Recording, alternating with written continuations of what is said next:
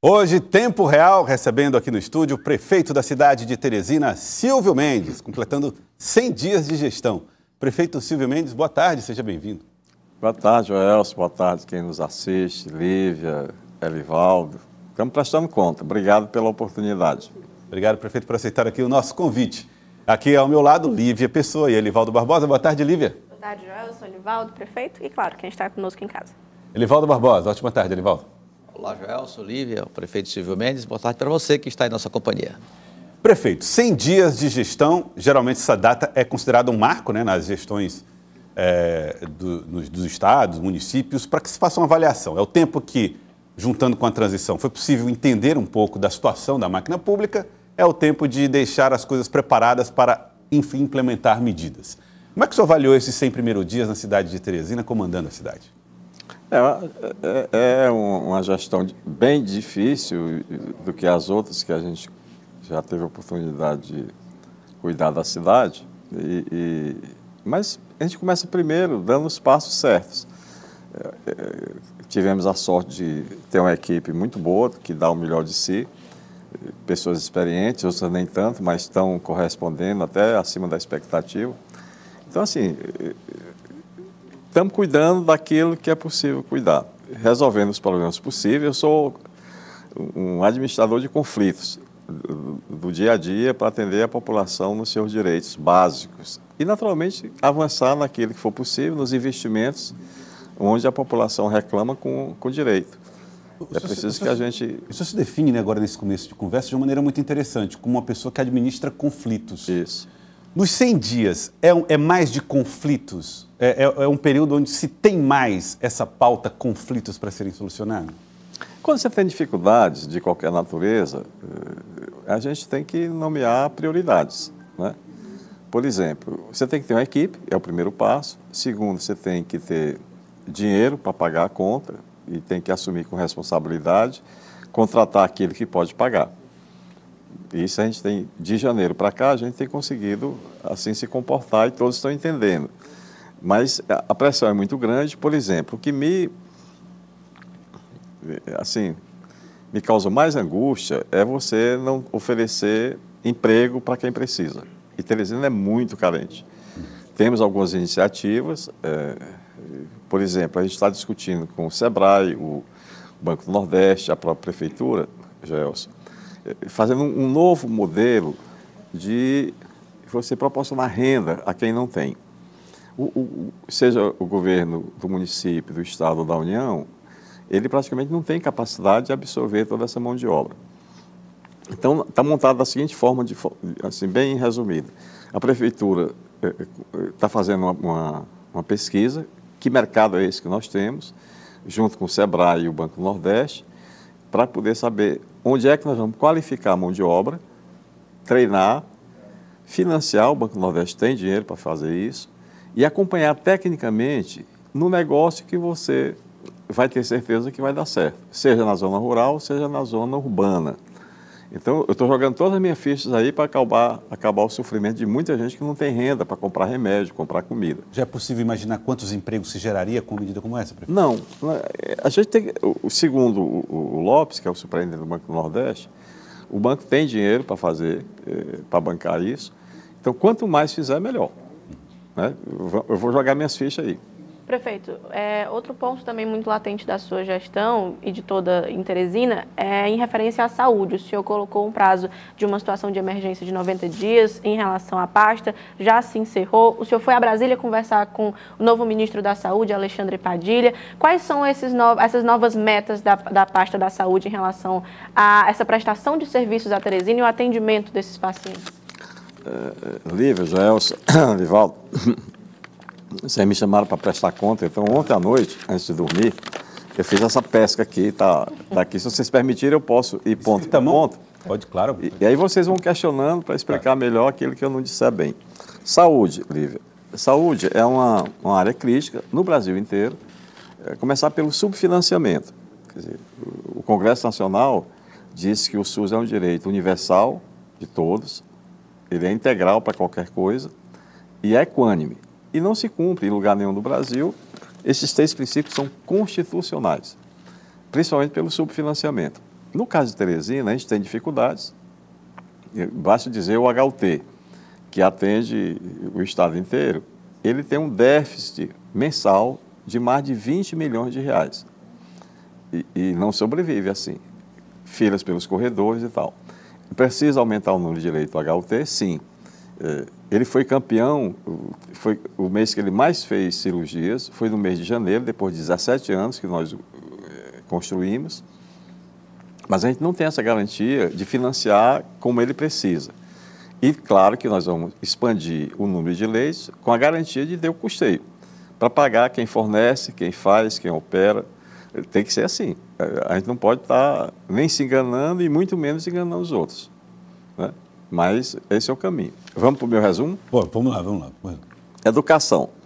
Nós fizemos, aliás, a equipe da educação, muito boa, à frente o Ismael, foram contratados 778 novos servidores, aumentamos o número de vagas na rede, nas 323 escolas, 15 mil vagas novas, dessas 1.500 e poucas foram ocupadas, mas a gente tem oferta de vagas na rede municipal mais do que a necessidade da população infantil. Sobra vagas? Tem vaga suficiente, está sobrando. A oferta é maior do que a procura. Fizemos, agora foi concluído um sistema de segurança eletrônico, onde você tem garantia, pelo menos, de identificar quem, porventura, tem a ousadia de causar qualquer violência a qualquer escola. Tem uma sala de situação que acompanha 24 horas, todos os dias da semana, já pegou gente tentando fazer praticar esse tipo de violência.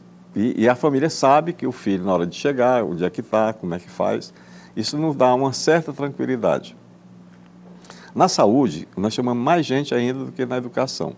Foram 1.291 novos servidores, entre todos os profissionais, médico, dentista, enfermeira, pessoal administrativo. Mas é uma despesa crescente, né? E é preciso entender que esse não é despesa, é investimento em quem paga a conta. Afinal de contas, o consumidor é quem paga a conta. Mas essa despesa que você refere-se é de pessoal ou da saúde de maneira geral? De tudo. Porque a prefeitura ela tem que obedecer à lei de responsabilidade fiscal e ela tem uma folha de pagamento hoje de servidor efetivo de 160 milhões de reais, um pouco mais. E de terceirizado, em torno de 20 milhões de reais. Que agora o terceirizado, por conta dos transtornos e dos indícios de fraudes que aconteceram de pessoas que não trabalham e estavam recebendo, os terceirizados chamados, eles vão agora ter ponto eletrônico. Vão ter que comprovar que realmente trabalham. Né? O servidor efetivo é diferente porque tem plantão, tem mais de 100 tipos de matrículas diferentes na Fundação Municipal de Saúde, que é a folha mais complicada.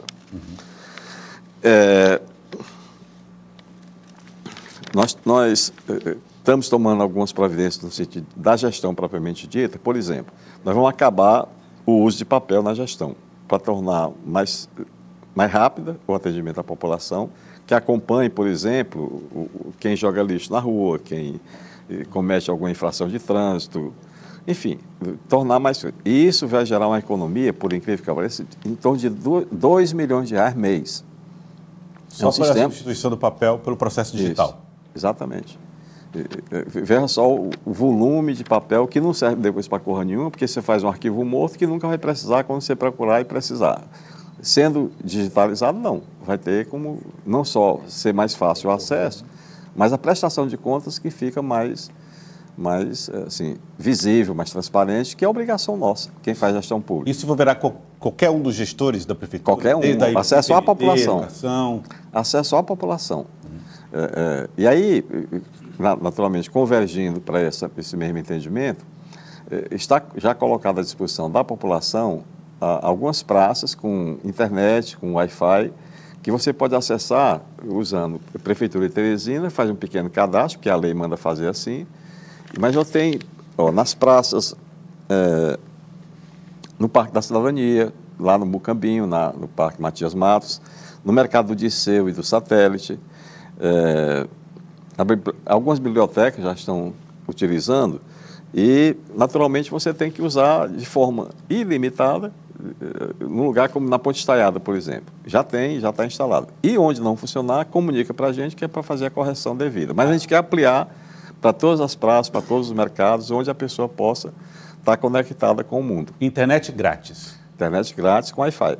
Prefeito, hoje a Procuradoria-Geral do município ingressou com cerca de 3.000 processos de imperfeições administrativas da gestão anterior, junto ao Tribunal de Contas do Estado. O que pretende a Prefeitura, através da Procuradoria-Geral do município, com essas ações ou esses processos? Evaldo, não é uma medida simpática, mas eu sou obrigado a fazer assim e concordei com a Procuradoria sob pena de ser acusado de omissão. Então, é preciso que o Tribunal de Contas exerça seu papel e, naturalmente, aponte aquilo que está errado e o que está certo. O que estiver certo... 3.100 processos. 3.300 e poucos processos. Está sendo encaminhado hoje. E aquilo que estiver correto será pago, naturalmente negociando dentro da capacidade da Prefeitura pagar, e aquilo que não estiver, naturalmente, não será feito.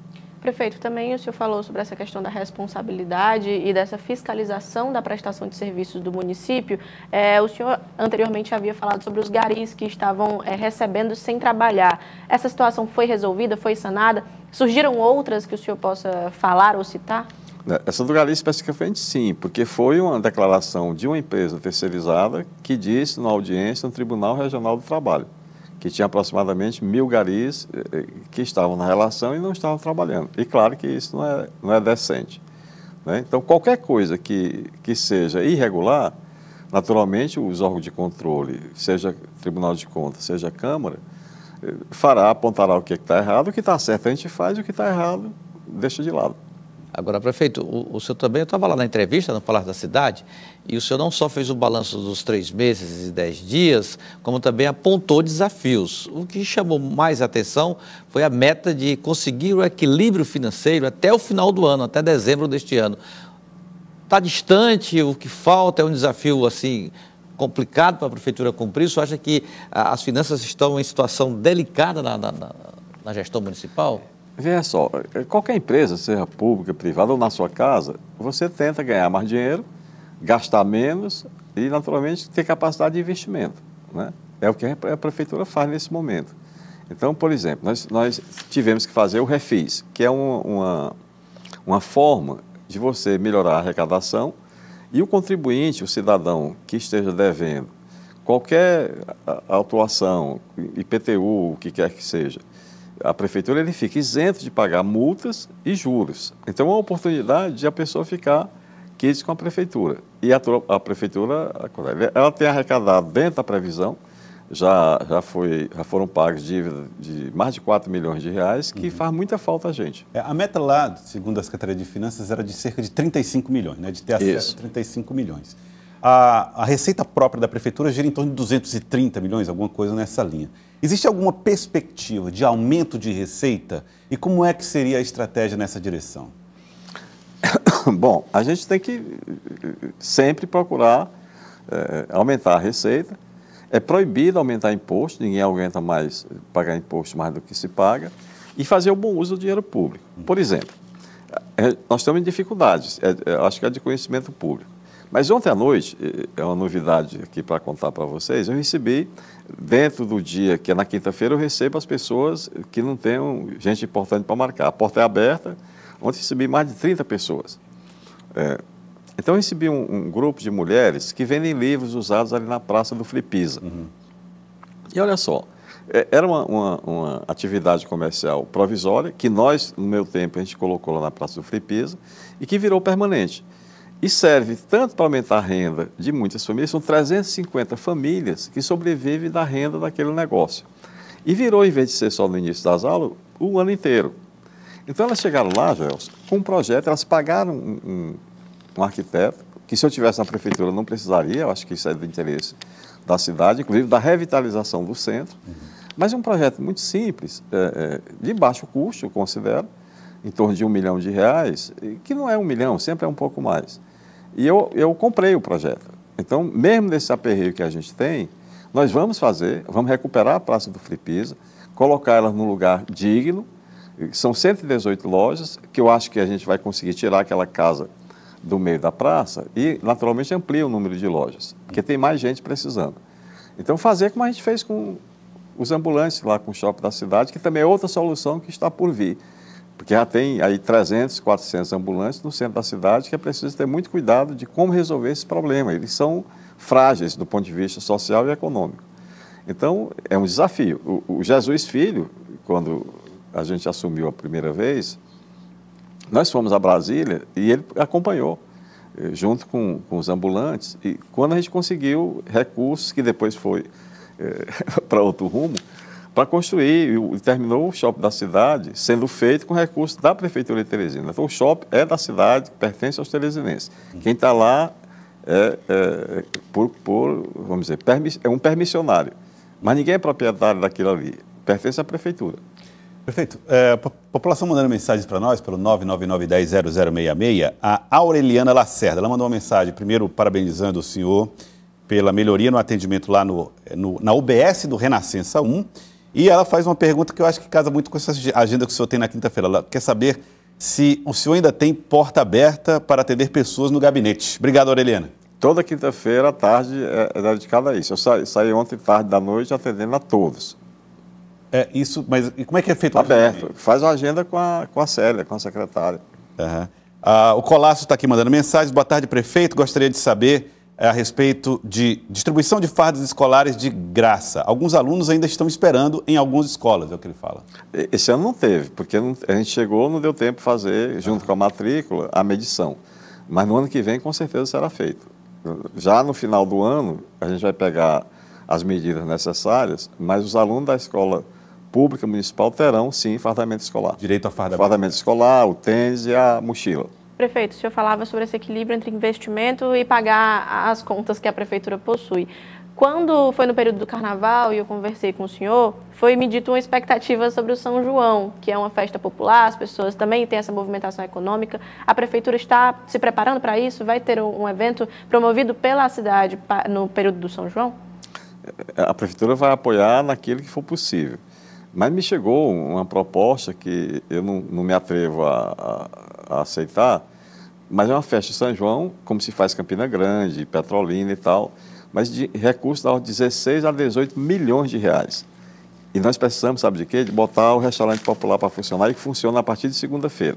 Uhum. A população vai pagar R$2 pelo almoço e a prefeitura paga 4. Então isso eu acho melhor do que a festa de São João que passa e a gente nem lembra mais. Mas a comida não, vai matar a fome de muita gente que não pode pagar. Transporte coletivo, prefeito, hoje como o senhor pretende equacionar dificuldades das empresas que alegam falta de capital, capacidade de investimento na renovação da frota, por exemplo, as limitações financeiras da prefeitura quanto ao subsídio que tem que ser repassado para as empresas e a baixa procura da população, com um índice que tem reduzido de forma acentuada nos últimos anos? É uma necessidade que tem que ser resolvida, não é simples de resolver. Em cidades importantes, Londres, por exemplo, eu estive lá em dezembro, 80% dos deslocamentos das pessoas em Londres se faz por ônibus. Teresina chegou a mais de 60%, hoje são 11%. 11%. Quer dizer, perdeu o crédito, perdeu a credibilidade. Então, o subsídio dessa ação que eu falei, que as empresas têm contra a prefeitura, nós vamos contestar, naturalmente, chegar ao ponto que é correto, que a dívida seja real, cobrar a dívida que as empresas têm com a prefeitura, com o ISS, por exemplo, para chegar no ponto de equilíbrio e negociar como é que se vai pagar. Esse é o primeiro ponto. Segundo, é preciso rediscutir, e aí entra a Câmara Municipal, a gratuidade. Aproximadamente 20%, quer dizer, de cada 100 pessoas, 20, 18 andam de graça. E aí não é de graça, alguém está pagando por elas, né? E repercute no valor da passagem, que está há muitos anos sem reajuste. A meia passagem não é meia passagem, a passagem é 1,35, 1,45. E isso, naturalmente, não é adequado, até pelo valor que é baixo e pela lei que manda ser 50%, a metade, e não está sendo cumprido. Então, diante dessas dificuldades que toda cidade do Porto de Teresina tem, o BNDES do governo federal destinou 50 e poucos milhões para estudar que sistema de transporte 21 regiões metropolitanas deve ter. Teresina foi incluída nesse estudo e quem fez o nosso plano diretor de transporte coletivo, o Santana, ganhou a licitação em 5 cidades, Teresina, Fortaleza, Salvador e outras 2. Então, nós já temos discutido isso, do ponto de vista técnico, temos discutido com o próprio Tribunal de Contas, que fez um estudo muito detalhado, praticamente dobrando o valor da tarifa atual, e naturalmente eu não vou aceitar isso, a população não vai suportar dobrar, como se a renda dela não aumentou. Então, é preciso encontrar uma outra forma. Espero que, se a prefeitura tiver recurso financeiro, é um subsídio que é adequado, eu acho que é um bom uso do dinheiro público, para aqueles que precisam do transporte coletivo. Mas quem teve resolvido seu problema de deslocamento, seja comprando moto ou carro, está muito difícil ele voltar para um transporte desorganizado. O que é que a AS Trans está fazendo agora? Ela está com um sistema de controle, tem câmeras, nós estamos com mais de 300 câmeras, para chegar aproximadamente a 500, que você defina qual é o horário real da partida do ônibus na sua origem. E que a pessoa faça o cálculo qual é o ônibus e o horário que ele é conveniente. Nem fique esperando muito, nem chegue atrasado. Então, ele vai ter que sair na hora para chegar no destino que a pessoa deseja. Isso já está sendo feito, mas é preciso aperfeiçoar para garantir, eu planejar meu dia e o tempo que eu tenho disponível. Essas soluções que o senhor apresenta, elas são as soluções do médio e longo prazo, né? Então, assim, essa solução, ela não acontecerá ainda esse ano? Quando é que... Não está acontecendo. Esse do agendamento do horário e a partida conforme a linha já está acontecendo, está sendo cobrado, está sendo feito. O subsídio também é uma decisão pessoal minha, só vai para a empresa que colocar mais ônibus. A notícia que eu tenho é que foram colocados aproximadamente mais 60 ônibus. É suficiente? É preciso você calcular e ter bom senso. Porque a planilha, Joelson, se você andar no início da manhã, do dia, por volta do meio-dia e no começo da noite, os ônibus estão relativamente lotados com passageiros. Mas nesses intervalos, praticamente o ônibus anda só com o motorista e o cobrador. E isso implica no custo operacional. Prefeito, existe uma expectativa ainda não confirmada da vinda do presidente Lula para Teresina na próxima semana. Caso ocorra, existe uma previsão de agenda do senhor encontrar com ele, conversar sobre essa divisão de responsabilidades da capital? Sim, se ele vier e for convidado, claro que eu vou. Né? Não tem porquê. Eu sou prefeito, ele é presidente, é uma relação institucional. Nada a estranhar. Agora, uma curiosidade. Que agenda o senhor consideraria mais urgente para Teresina a ser tratada com o presidente Lula em um caso de oportunidade? Saúde. Saúde? Financiamento da saúde adequado para atender a população. Eu acho que é o ponto mais frágil da gente, porque envolve recursos maiores, que só vejo solução se tiver a participação do município, do Estado e do governo federal. Os impasses com o Estado já foram solucionados, já foram encaminhados, pelo menos? Eu não tenho impasse nenhum com o Estado. Tenho uma boa relação com o governador, sempre que surge um motivo. Conversamos pessoalmente, por telefone, ele me liga, eu ligo para ele, então, relações adequadas. Eu me referia aos impasses em relação aos valores da saúde, né? Aquele problema que houve entre a Secretaria de Saúde do Estado e a Fundação Municipal de Saúde sobre o custo do atendimento aos pacientes nos hospitais do Estado. Sim, veja só, ele tem um sistema, que é a saúde digital, que me foi apresentado e eu achei muito bom. Teve presente lá uma empresa de pessoas de altíssimo nível, que envolve o Google, a Harvard, aquele UNOS, que foi o Prêmio Nobel da Paz lá na Índia, né, do microcrédito. Então, ele é muito bom, parece coisa de ficção. Ele vai permitir a ampliação de agendamento na área de exames complementares, de imagem, principalmente, e de consultas especializadas. Então, a gente está em fase final de entendimento, mas Teresina vai aderir, sim.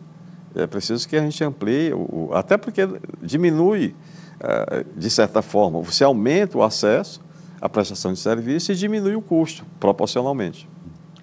A relação com o Poder Legislativo, né? O senhor tinha até um perfil que era debatido no meio político, de difícil diálogo com a área voltada para os partidos, e nesse primeiro trimestre o senhor conseguiu aprovar muitas matérias, até vetos foram mantidos lá na Câmara Municipal. Mesmo tendo participado de uma campanha eleitoral com poucos vereadores eleitos do seu lado, o que é que o senhor analisa dessa relação com o Poder Legislativo até agora, doutor Silva?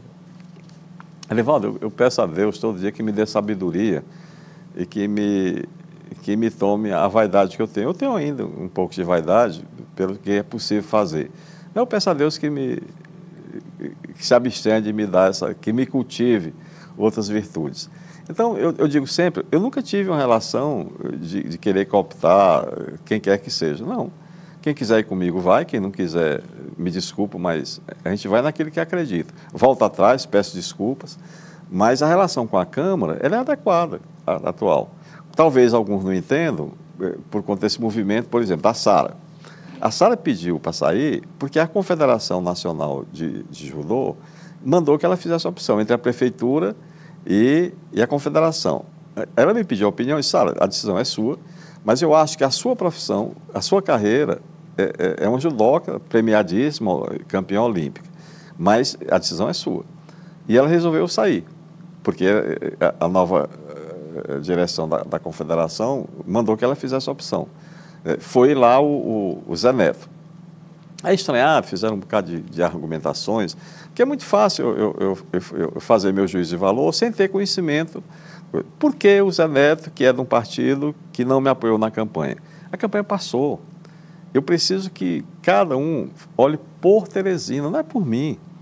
Não é por mim, é pela cidade. Já que o tema foi colocado, o MDB cabe na gestão municipal? Sim, veja só, nem pensei nisso, eu pensei que ele fosse do PSD. Mas também, os dois, o PSD cabe?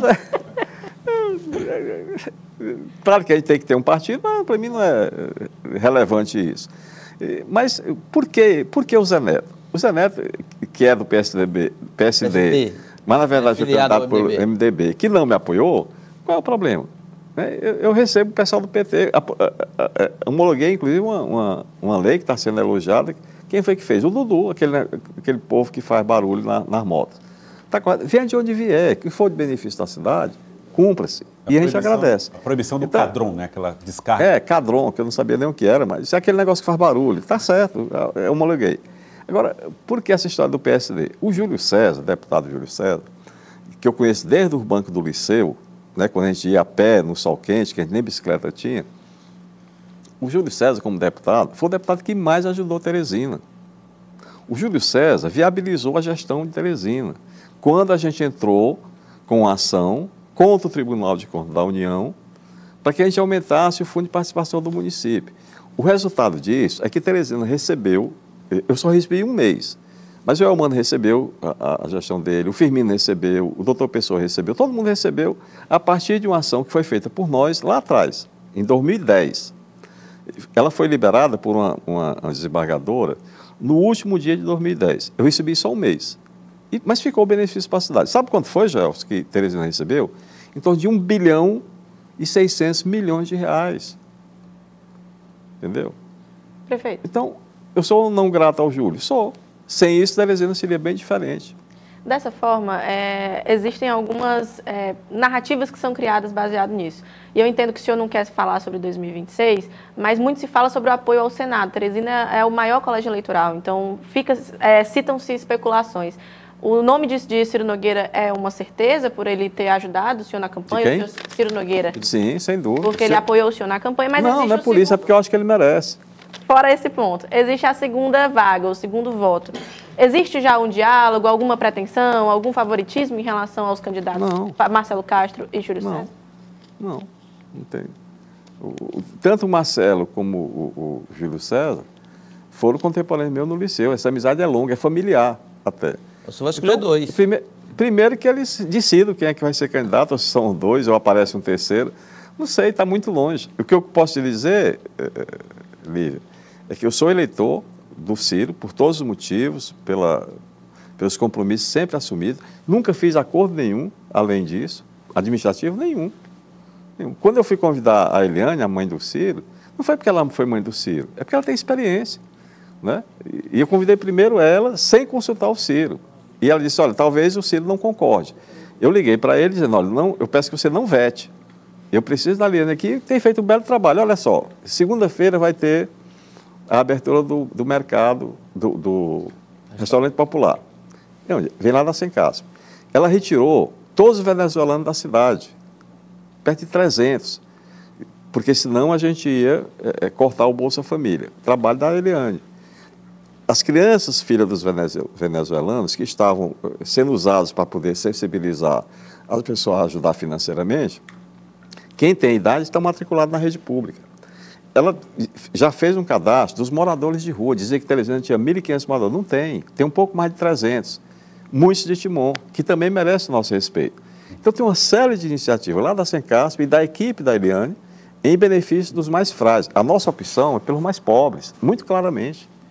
Prefeito, algumas mensagens aqui dos telespectadores. Um abraço para o Ricardo, que está acompanhando a gente. Ele mora lá no povoado, ele é da região do Caciba Velha, Tapuia, Soinho. Está pedindo para o senhor dar uma olhada nas estradas que dão acesso a esses povos. Já foram recuperados, inclusive o pessoal está trabalhando, já foram recuperados 70 quilômetros. É verdade que lá estão fazendo o roço, como chamam, que é aquele mato que invade a estrada, mas pissarrando, recuperando as estradas, foram feitos 70 quilômetros dos 1.000 que Teresina tem na zona rural, priorizando por onde passa o ônibus escolar e o ônibus que leva a população para onde ela quiser chegar. O centro de saúde do Caciba Velha está ruim, precisa ser recuperado, tem um consultório que está parado aí há mais de 2 anos, e é preciso voltar a atender a população. A zona rural de Teresina é muito grande, né, prefeito? Isso, é grande. Prefeito, queria agradecer a presença do senhor, prefeito Silvio Mendes. Muito obrigado pela presença com a gente aqui no Jornal do Piauí, falando um pouco a respeito desses 100 dias de gestão à frente da cidade. Então, tem muito tempo pela frente. O que Deus me conceder será dedicado a Teresina. É uma decisão muito pensada e eu sou grato pela população, pela confiança que ela nos tem. Então, a minha e a equipe, né? Então, é preciso que a gente cumpra com a nossa palavra, com o nosso dever de cuidar de uma cidade que precisa de tudo.